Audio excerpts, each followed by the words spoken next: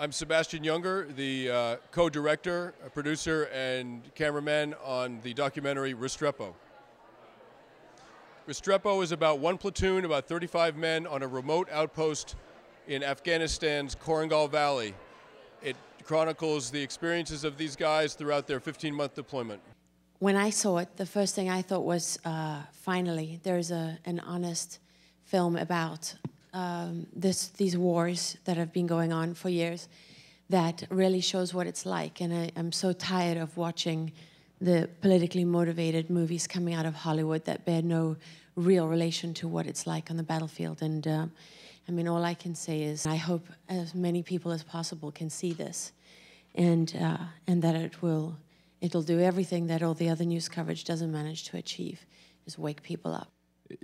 The thing that people think about when they think about combat is that it's 15 months of gung-ho, shoot 'em up, and ruggedness. There's a lot of downtime out there where the men gotta improvise and kind of keep their sanity, and those are the times that you take away and you foster those relationships that that most people will never really understand. When you're together with people like we were for 15 months, it forges this family-like bond.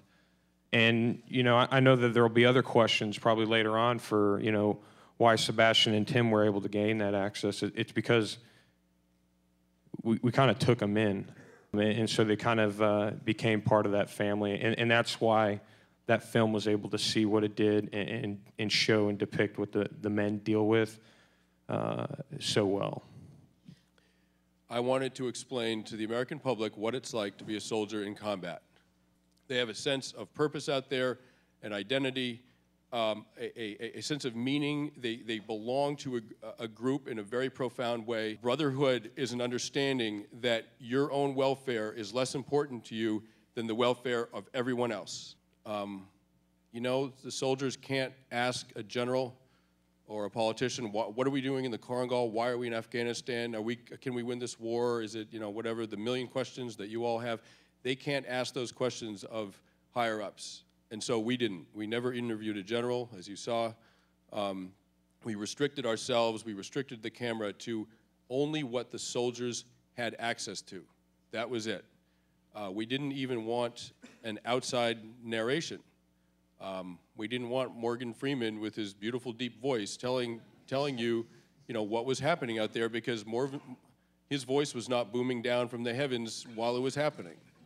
To do that would be to sort of intrude on the dream, on the illusion that we were hoping that moviegoers would have, that they're actually there for 90 minutes.